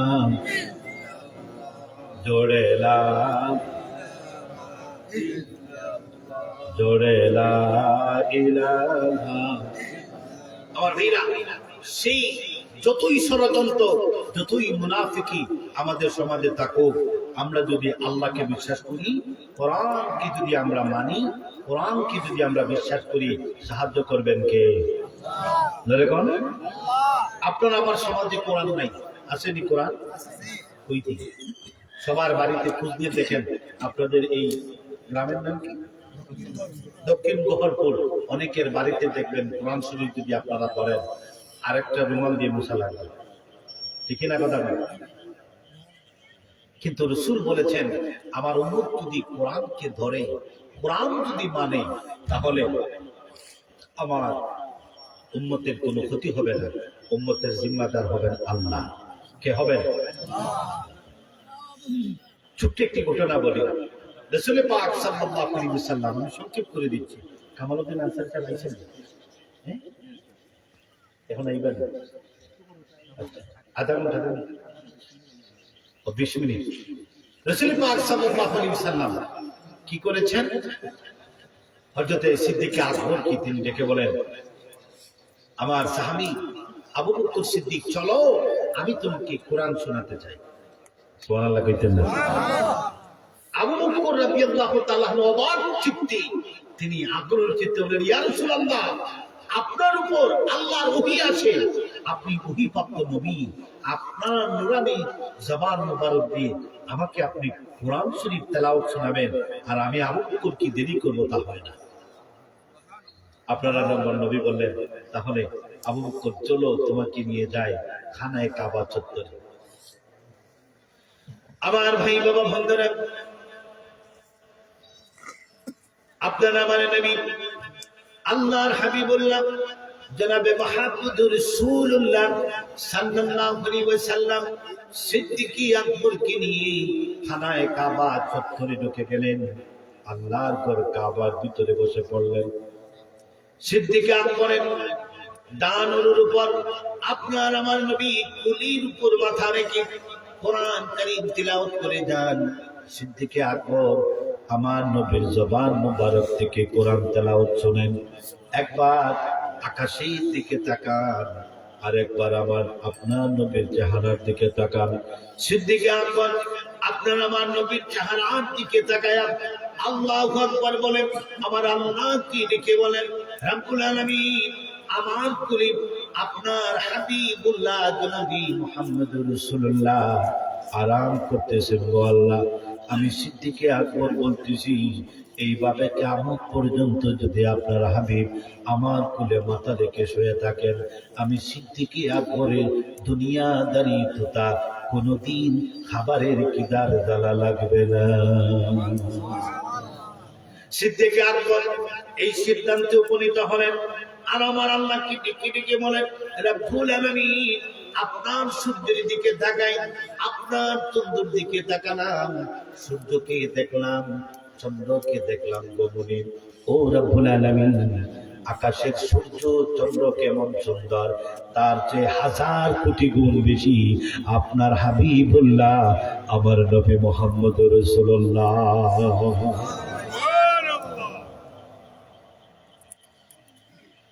আমার ভাই বাবা বন্ধুরা, আমার নবী তিলাওয়াত করে দেন। সিদ্দিকী আকবর শুনতেছেন। হঠাৎ করে তাকায়া দেখেন দূর থেকে একজন মহিলা পিঠের মধ্যে যেন কি যেন বোঝা নিয়ে আসতেছে, হাতের মধ্যে 2টা পাথর দেখা যায়। সিদ্দিকী আকবর মনে মনে ভাবলেন, এই মহিলার উদ্দেশ্য ভালো না, সে হয়তো আমার রাসূলকে আঘাত করতে পারে। সিদ্দিকী আকবর বলেন, ইয়া রাসূলুল্লাহ, দুনিয়ার কোন মহিলা যদি আপনাকে আঘাত করে নবী, আর আমি সিদ্দিকী আকবর যদি তাকায়া দেখি, তাহলে এটা চলবে না, এটা মানতে পারি না। কোন মহিলা মানুষ যদি আপনাকে আঘাত করে গো নবী, তাহলে এর চেয়ে লজ্জা, এর চেয়ে জিল্লতি আর কিছু হতে পারে না। ইয়া রাসূলুল্লাহ, আপনি আমাকে অনুমতি দেন, আমার তরবারি দিয়ে মহিলাকে আমি হত্যা করি। আপনার আমার নবী বললেন, সিদ্দিকী আকবর ও আবু বকর, চিন্তা নাই, আমার আল্লাহ ওহী নাযিল করে আমাকে বলে দিয়েছেন, আমি যখন কোরআন কারীম তেলাওয়াত করব, আমি যখন আল্লাহর কালামুল্লাহ শরীফ যখন পাঠ করে যাব, যত প্রকার বিরুদ্ধবাদ, ইসলাম বিদ্বেষে আমাকে আঘাত করতে আসবে, আবু বকর সিদ্দিক রে শোনো, আমার আল্লাহ কোরআন কারীম তেলাওয়াতের মাধ্যমে আমাকে বাঁচায়া দিবে। আবু বকর, চিন্তা করো না, কোনো প্রকার টেনশন করো না, আমি তেলাওয়াত করে যাব আর আমার আল্লাহ আমাকে বাঁচায়া দিবে। সুবহানাল্লাহ। সুতরাং আমার ভাইরা, আজ থেকে 20 বছর আগে আপনারা আমার করে কোরআন তিলাওয়াত আছিল কিনা কথা কোন? এখন সকালবেলা আছে, সবাই ঘুমায়। তার কারণ কি? এই জন্য তো এখন সবার ঘরে ঘরে ক্যান্সার, তার কোনো আনসার নেই।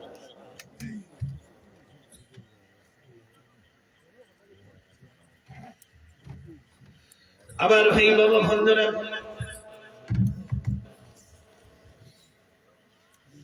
সিদ্দিকী আকবর তাকায়া দেখেন একজন মহিলা আস্তে আস্তে আমার রাসূলের সামনে দাঁড়ায় গেল। সিদ্দিকী আকবর চিনতে পারলেন ওই মহিলা হচ্ছে উম্মে জামিল, আবু লাহাবের স্ত্রী। উম্মে জামিল, জামিলের মা, আবু লাহাবের স্ত্রী। আবু লাহাব কি ছিলেন? আমার রাসূলের চাচা ছিলেন, বিয়াই ছিলেন। তাহলে দাঁড়ালো আবু লাহাবের স্ত্রী উম্মে জামিল ছিল আমার রাসূলের চাচি, আপন চাচি, আবার আপন বিয়াই। নবুয়তের আগে রাসূল তার দুইটা মেয়েকে আবুল হাবের ছেলের দুইটা ছেলের কাছে বিয়ে দিয়েছে। আবার ভাই বাবা ভাইরা,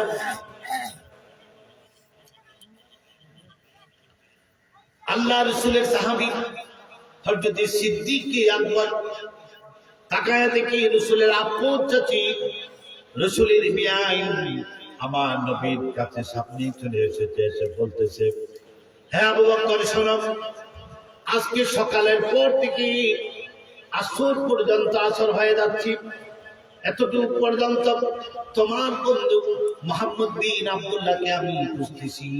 আবু বকর রে, বলো বলো তোমার বন্ধু কোথায়, মোহাম্মদ কোথায়? আমি অনেক দূর খুঁজলাম, তোমার বন্ধু মোহাম্মদকে আমি পাইলাম না। দেখো আমার হাতে দুইটা পাথর, আমি পাথর নিয়ে বসে আছি, যেখানেই তোমার বন্ধু মোহাম্মদকে পাবো সেখানেই আমি হত্যা করব। কারণ তোমার বন্ধুর আল্লাহ নাকি কোরআনের আয়াত নাযিল করেছেন আমাকে ধ্বংস করার জন্য। আমার আল্লাহ সূরা লাহাবের মধ্যে বলেন, দুরূদ শরীফ পড়ুন, আল্লাহুম্মা সাল্লি আলা সাইয়্যিদিনা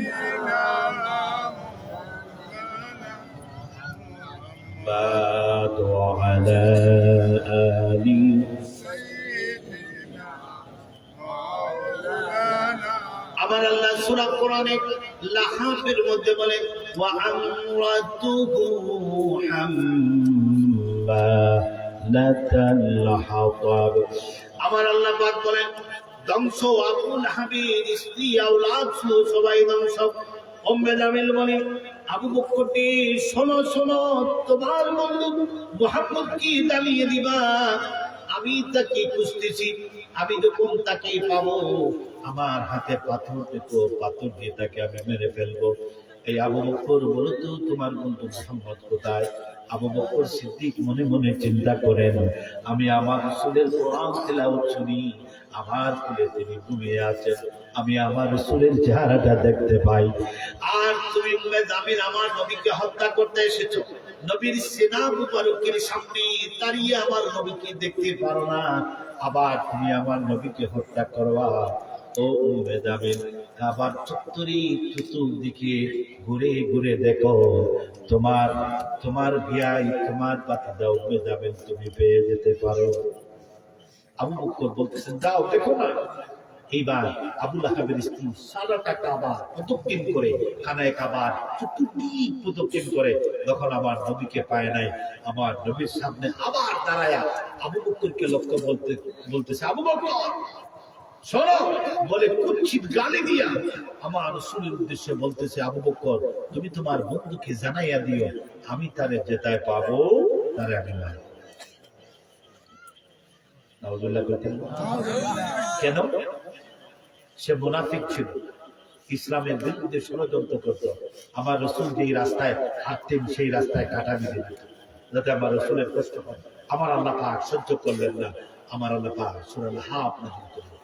সূরা লাহাব নাযিল করার পরে তার মাথায় ব্যথা ধরে, সে আমার নবীকে হত্যা করার জন্য পাগল হয়ে গেল। আমার ভাইরা, সিদ্দিক আকবর বলেন, ইয়া রাসূলুল্লাহ, কি যেন আমি দেখলাম, আবু লাহাবের স্ত্রী আপনাকে হত্যা করার জন্য আসছে, কিন্তু আমরা কি খুঁজে পাই নাই, আপনার কোরআন তেলাওয়াত শুনতে পাই নাই। নবী গো আমার, কি যেন কি দেখলাম, আমার বুঝে আসে না।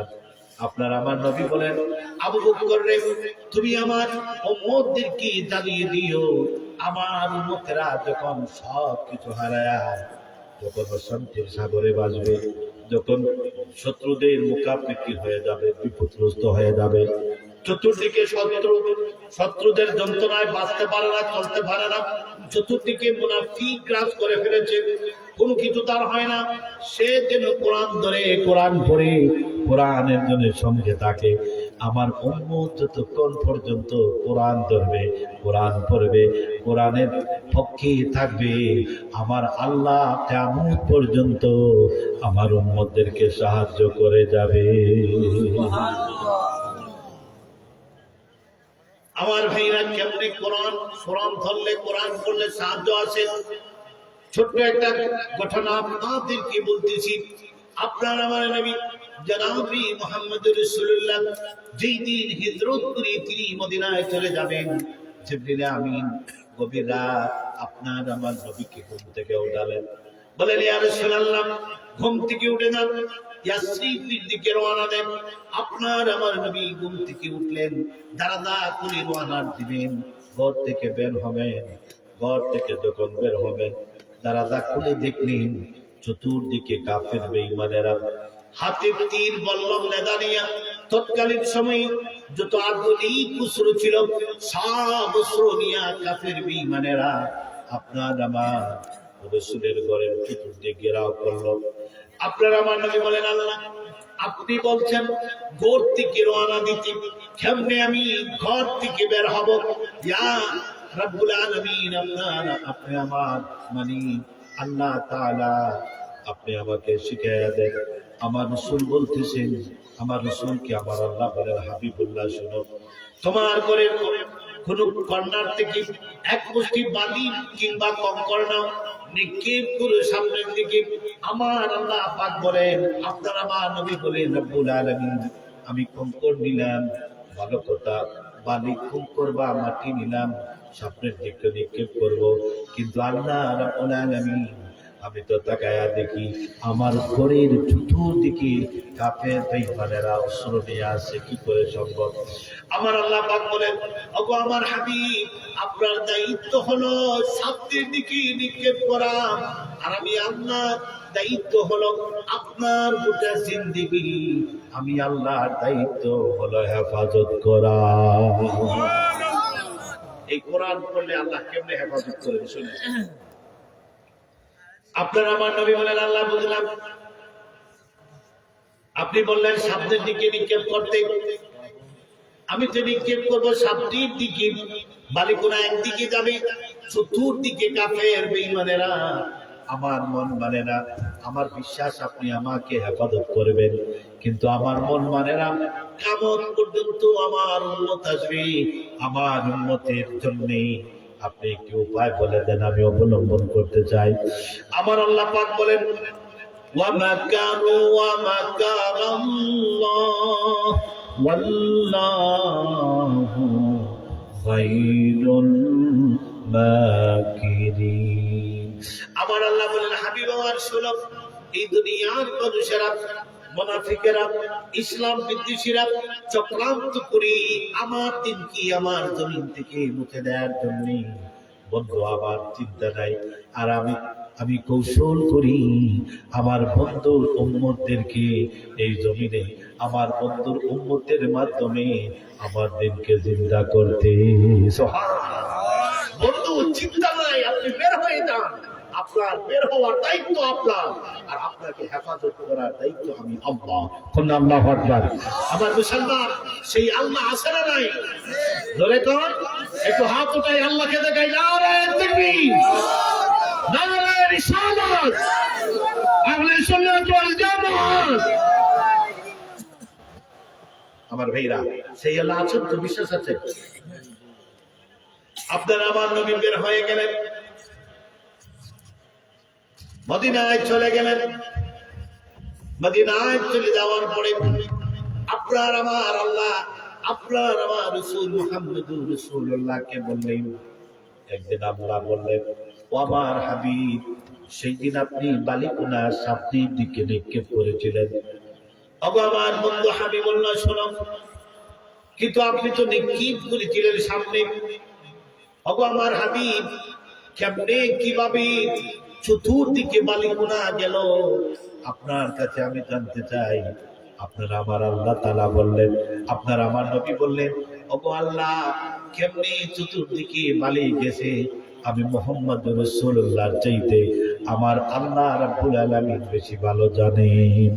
আমার আল্লাহ পাক বলেন ওয়ামা রামাইতা ইয রামাইতা ওয়ালাকিন্নাল্লাহা রামা।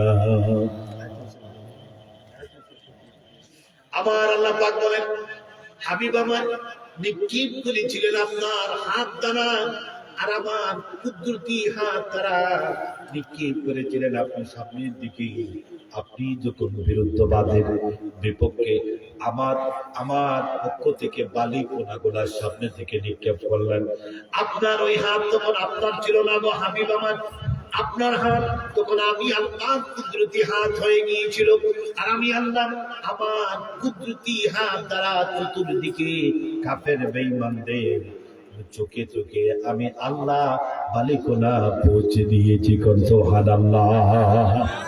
সেই আল্লাহ আজও আছেন আমার ভাইরা। মুনাফিক যতই চক্রান্ত করুক, আপনি যদি আল্লাহর উপর ভরসা রাখেন, সাহায্য আসবে কিনা। এজন্য আমার ভাইরা, আমার মোটামুটি সময় শেষ, মাত্র 5 মিনিটের সময় নিব। আপনারা বসবেন তো ইনশাআল্লাহ। এই মুনাফিকের যুগে আমি আপনার আমার বাঁচার জন্য, আল্লাহকে পাওয়ার জন্য, রাসূলের আদর্শ ধরার জন্য আপনার আমার রাসূল বলেছেন আখলিস দীনাকা ইয়াতিকাল আমালু কালিল। আপনার আমার হাবিব বলেন, হে আমার উম্মতেরা, তোমরা দিন তথা তোমাদের ঈমানকে খাঁটি করো, তাহলে অল্প আমল তোমাদের জন্য তোমাদের নাজাতের ওসিলা। সুবহানাল্লাহ। আমরা ঈমানকে যদি মজবুত করতে পারি, আমাদের আমলকে যদি খাঁটি পরিশুদ্ধ বানাতে পারি, তাহলে অল্প আমল আপনার আমার নাজাতের ওসিলা। আমি বলেছিলাম না যে নেক আমল, আগে বলেছি বদ আমল, এখন নেক আমল কথা বলছি।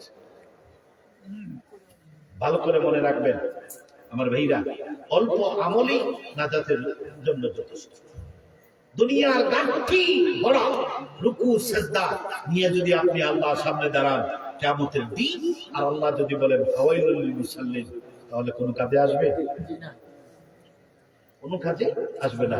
এই জন্য আমল করতে হবে বুঝি, ইখলাসের সাথে, নিয়ত পরিশুদ্ধের সাথে। আমি একটা লম্বা হাদিস আপনাদেরকে শোনায়া যাই। আপনার আমার নবী জনাবে মুহাম্মদুর রাসূলুল্লাহ সাল্লাল্লাহু আলাইহি ওয়াসাল্লাম একদিন ফজরের নামাজের পরে সাহাবায়ে কেরামদেরকে নিয়ে বসে আছেন। আপনার আমার নবী হযরত আলীকে ডেকে বলতেছেন, আলী রে তুমি আছো নাকি? হযরত আলী দাঁড়ালেন আর বললেন, ইয়া রাসূলুল্লাহ, আমি তো আছি। আল্লাহর রাসূল বলেন, আলী রে, সংক্ষেপে তোমাকে আমি কিছু আমলের কথা বলতে চাই, যে আমলগুলা করলে নির্ভেজাল তুমি বিনা হিসাবে জান্নাতে যাবে। আলী, আমি তোমাকে সেই আমলের কথা বলতে চাই, তুমি কি শুনবা? হযরত আলী বলেন, ইয়া রাসূলুল্লাহ, আপনি বলেন, আমি শুনতে চাই। আপনার আমার নবী হযরত আলীকে ডেকে বললেন, আলী রে শোনো, প্রত্যেক দিন রাত্রি ঘুমানোর পূর্বে যদি আল্লাহ রাস্তায় যদি তুমি 4000 দিরহাম সদকা করে যদি তুমি ঘুমায়া যাও, তাহলে আলী শোনো, কিয়ামতের ময়দানে তুমি আল্লাহর আরশে আজিমের ছায়ার নিচে আশ্রয় পাবে। আমি রাসূলুল্লাহর হাত দ্বারা হাউজে কাউসারের পানি পান করে বিনা হিসাবে জান্নাতে যাবে। কোন মানুষ যদি প্রত্যেকদিন রাত্রে ঘুমানোর পূর্বে 4000 টাকা, আমার কথা বুঝতেছেন আপনারা, মানে আমরা আজকে রাত্রে যদি ঘুমানোর পূর্বে 4000 টাকা,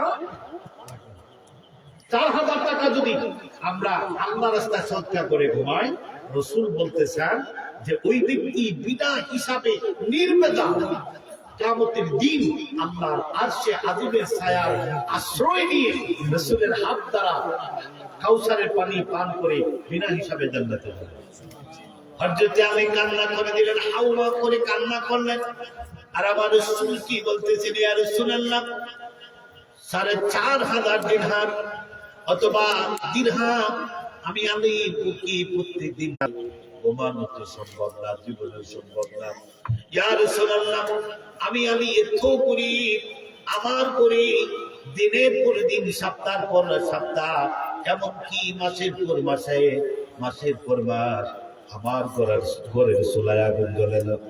নবী গো আমার, আমি এত গরিব মানুষ, আপনার চুলায় রান্না হলে আপনার ঘরে আমি খাই, আমার পক্ষে প্রত্যেক দিন রাত্রে 4000 টাকা দান করা সম্ভব না। এমনকি আবার বাকি জিন্দেগিতেও আমি জীবনে কোনোদিন 4000 টাকা একত্রিত করা সম্ভব না। আপনার আমার নবী বলেন, আলীর চিন্তা করো না, চিন্তা করো না, কোনো চিন্তা নাই, চিন্তা নাই। সবে মাত্র প্রত্যেকদিন রাত্রিতে ঘুমানোর পূর্বে যদি তুমি 4 বার সূরা ফাতিহা পড়ে ঘুমায়া যাও, আমি রাসূল বলতেছি বিনা হিসাবে জান্নাতে আমি রাসূলের শাফায়াতে হাউজে কাউসার পানি পান করে আল্লাহর আরশে আজিমের ছায়া লাভ করে তুমি জান্নাতে চলে যাবে।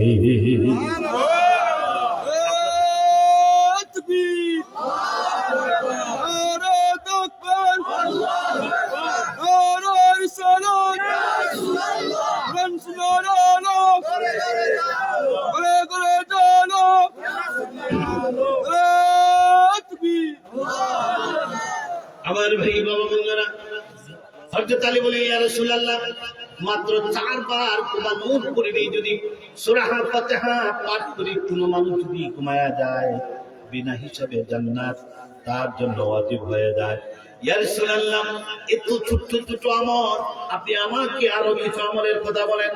এইবার আপনার আমার নবী বলেন, আলী রে শোনো, কোন মানুষ যদি এই জমিন থেকে বিনা হিসাবে আল্লাহর জান্নাতে যেতে চায়, কিয়ামতের দিন আল্লাহর আরশে আজিমের ছায়ার নিচে আশ্রয় পেতে চায়, আমি রাসূলুল্লাহর হাত দ্বারা হাউজে কাউসারের পানি পান করতে চাই। আলী রে শোনো, প্রত্যেকদিন রাত্রি ঘুমানোর পূর্বে 30 পারা কোরআন খতম করে ঘুমায়া যায়। ওরে আলী, তুমি যদি 30 পারা কোরআন খতম করে ঘুমাতে পারো, আমি রাসূলের উপর তোমার জন্য জান্নাত শাফায়াত করে জান্নাতে পৌঁছে দেওয়া ওয়াজিব হয়ে যায়। হযরত আলী বলেন, ইয়া রাসূলুল্লাহ, কেমনে সম্ভব? 30 পারা কোরআন যদি প্রত্যেকদিন রাত্রি খতম করে ঘুমায়া যাওয়ার যদি চেষ্টা করি, সারা জীবন কখন ঘুমাবো? ঘুম যদি না হয় কেমনে চলবো? আমার নবী বলেন, আলী তুমি ঘুমের দিকে চলে গেছো। আলী রে, লাগবে না, লাগবে না, সেই দিকে চিন্তা করা লাগবে না। আমি রাসূল বলতেছি, কোন মানুষ যদি বিনা হিসাবে জান্নাতে যেতে চায়, ও আলী শোনো, কিয়ামতের ময়দানে আমার আল্লাহর আরশে আজিমের ছায়ায় আশ্রয় যদি পেতে যায় এবং আমি রাসূলের হাতে দ্বারা কাউসারের পানি পান করে বিনা হিসাবে জান্নাতে যেতে চায়, আলী রে শোনো, ঘুমানোর পূর্বে তুমি যদি মাত্র 3 বার সূরা ফাতিহা পড়ে যাও, পরে যদি ঘুমায়া যাও, আমার আল্লাহ 30 পারা কোরআন খতমের সওয়াব দিয়ে যায়। আর ভাইরা, কয়টা পাইছি আমল? 2টা, মনে রাখবেন। প্রথম আমল হলো ঘুমানোর পূর্বেই যদি 4 বার সূরা ফাতিহা পড়ি। এটা আজকে শুনবেন আর আমল করবেন না, খালি শুনলেই ভালো।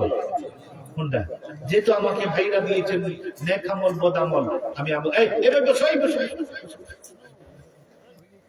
এই বসে যদি বেদনায় ধরে ভাই বসে শেষ করে দিচ্ছে। ওদের শেষ মাত্র আরো 3টা পয়েন্ট বাকি আছে, 3 মিনিট শেষ, 2-3 মিনিট শেষ, আপনারা নিয়ে আসেন।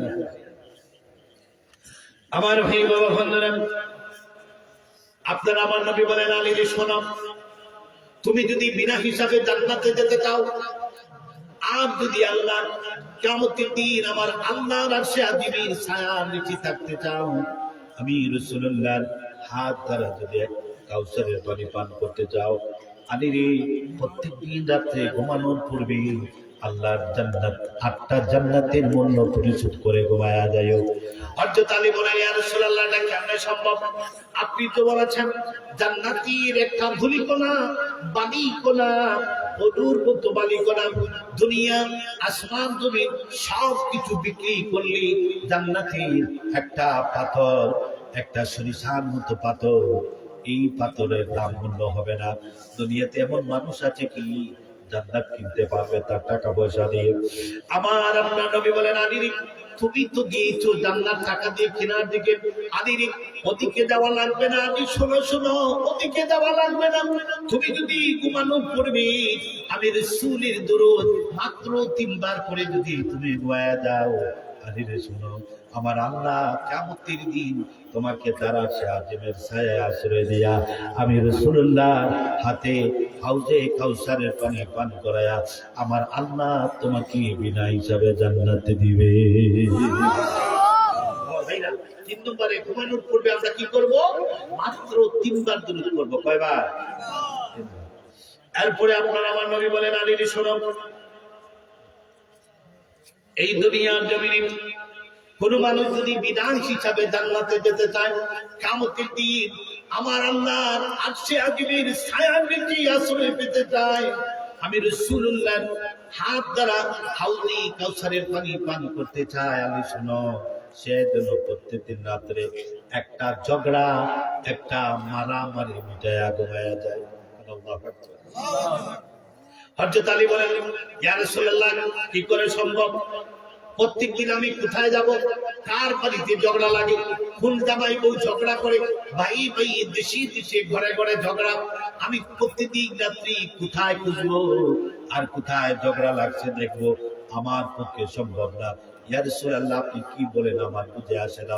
আপনার আমার নবী বলেন, আলী তুমি ঝগড়া বাঁধার চিন্তায় চলে গেছো, সেদিকে যায় না। শোনো শোনো, আমি আল্লাহর হাবিবুল্লাহ বলতেছি, আলী প্রত্যেক দিন ঘুমানোর পড়বে কমপক্ষে 10 বার আস্তাগফিরুল্লাহ আস্তাগফিরুল্লাহ বলে যদি কোনো মানুষ ঘুমায়া যায়, রে আলী শুনে রাখো, ওই ব্যক্তিকে আমার আল্লাহ মাত্র 10 বার আস্তাগফিরুল্লাহ আস্তাগফিরুল্লাহ শব্দটা পাঠ করার বিনিময়ে আমার আল্লাহ ঝগড়া মিটানোর সওয়াব দিয়া বিনা হিসাবে তাকে জান্নাতি বানায়া দে। 10 বার করতে আধা মিনিটের সময় লাগে, বুঝেছেন কথা? এইবার সাহাবায়ে কেরাম সবাই দাঁড়ায় গেলেন আর বলেন, ইয়া রাসূলুল্লাহ, আপনি আগে কি এত সুন্দর করে করে কথা বলতেছেন, আমাদেরকে আরো কিছু বলেন। এইবার আল্লাহ রাসূল বলেন, ও আলী, সাহাবায়ে কেরাম শোনো শোনো, কিয়ামতের দিন আল্লাহর আরশে আজিমের ছায়ার নিচে ওই ব্যক্তি আশ্রয় পাবে এবং আমি রাসূলুল্লাহর হাত দ্বারা হাউজে কাউসারের পানি পান করবে, বিনা হিসাবে জান্নাতে যাবে। ওই ব্যক্তি যদি প্রত্যেকদিন রাত্রে ঘুমানোর পূর্বে, অর্থাৎ কোন ব্যক্তি প্রত্যেকদিন রাত্রে ঘুমানোর পূর্বে একটা হজ অথবা উমরা আদায় করে ঘুমাবে, আমার রাসূল বলতেছেন ওই ব্যক্তি বিনা হিসাবে জান্নাতে যাবে। সাহাবায়ে কেরাম বলেন, ইয়া রাসূলুল্লাহ, তাকে আমরা মদিনায় এক রাতে কেমনে উমরা আর হজ করা সম্ভব?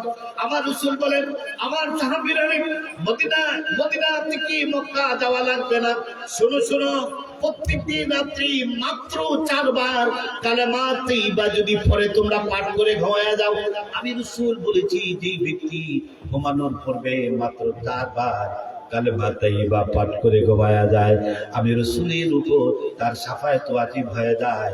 কিয়ামতের ময়দানে আল্লাহ রাব্বুল আলামিন তাকে আমার আরশে আজিমের ছায়া আশ্রয় দিয়া, এমন কি আমি রাসূলুল্লাহ হাত দ্বারা হাউজে কাউসারের পানি পান করায়া বিনা হিসাবে জান্নাতে দিয়ে যায়।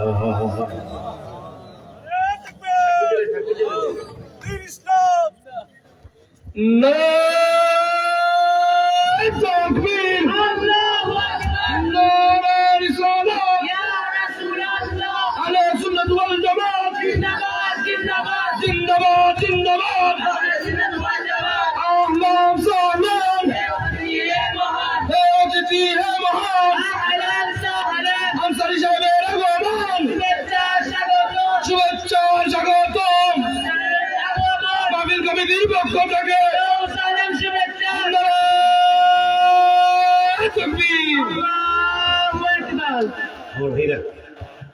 আমি আপনাদের ওয়াজ কমিটি, আমার ভাইরা, ইমাম সাহেব সাবজেক্ট দিচ্ছেন নেক আমল এবং বদ আমল। আমার আলোচনার রিভিউ হচ্ছে 1 মিনিটে।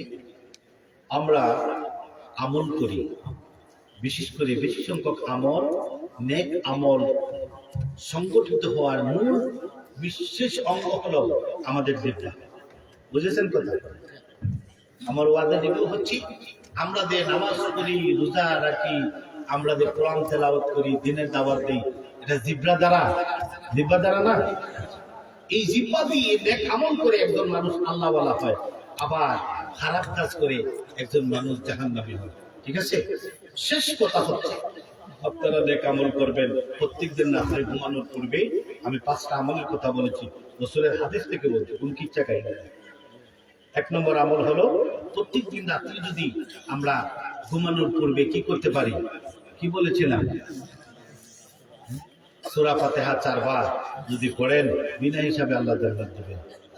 কাউসারের পানি পান করবেন কিয়ামতের মাঠে আল্লাহ রাসূলের হাত দ্বারা এবং আরশে আজিমের ছায়া। এরপরের আমল হচ্ছে কি, এরপরে কি বলেছিলাম, কোরআন তেলাওয়াত, এক খতম কোরআন। যদি 3 বার সূরা ইখলাস পড়েন এক খতম কোরআনের সওয়াব পাবেন। এই আমল যদি করে যান বিনা হিসাবে আপনি জান্নাত। এরপরে হচ্ছে কি, জান্নাতের মূল্য পরিশোধ কিভাবে করব, মাত্র 3 বার দুরূদ শরীফ পড়ব। ঠিক আছে, 3টা। 4 নম্বর হচ্ছে ঝগড়া মিটাইয়া।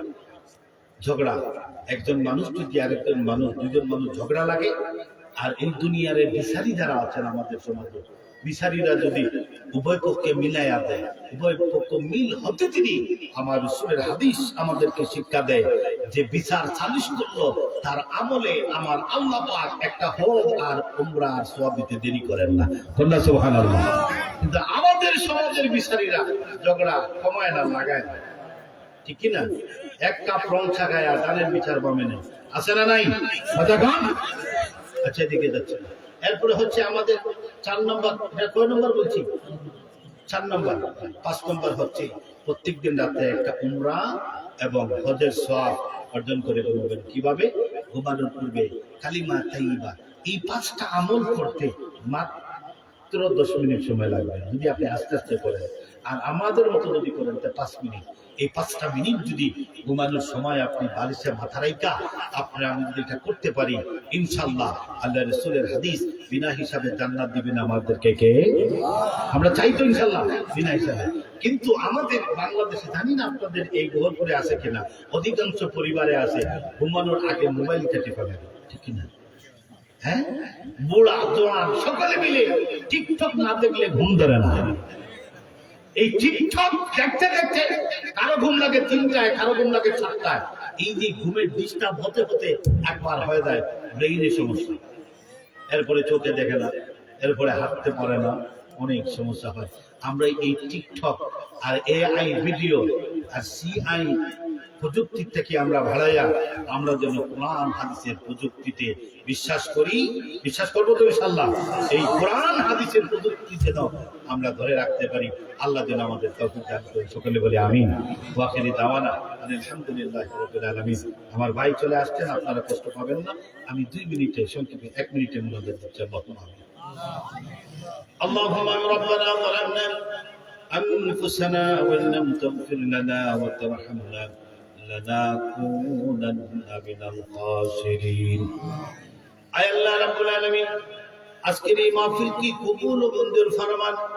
এই মাহফিলের পক্ষ থেকে तमाम হাদিয়াত কুল সুনাত মদিনা তৈয়বা আপনার হাবিব রাহমাতুল লিল আলামিনের কদম মোবারকে পৌঁছায় দেন রব্বুল আলামিন। আপনার হাবিবের আহলে বাইত, সাহাবায়ে কেরাম, সুহাদায়ে কেরাম, নবী রাসূল আল্লাহ পীর দরবেশ হুজুর কানেমী तमाम মুমিন মুমিনাত এর আরওয়াহকে পৌঁছায় দেন। আয় আল্লাহ রাব্বুল আলামিন, দীর্ঘ 16তম আজকের এই মাহফিল আপনি কবুল ও মঞ্জুর করে দেন রব্বুল আলামিন।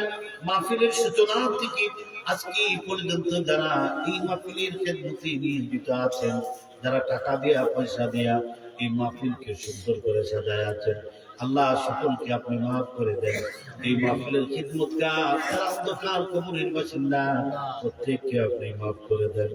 আয় আল্লাহ রাব্বুল আলামিন, আজকের এই মাহফিলের সভাপতি সাহেব সহ এই এলাকার মুরব্বী সাহেব, নজওয়ান ভাইরা, ছোট্ট সোনার মনিরা অনেক কষ্ট করে বৃষ্টির মতো আশা করতেছে, ভাবিতে গেছে আল্লাহ কোরআনের ইজ্জতি আমার বাবার বসি বাবারা, যুবক ভাইরা, ছোট্ট সোনার মনিরা অনেক কষ্ট করে বসে আছে।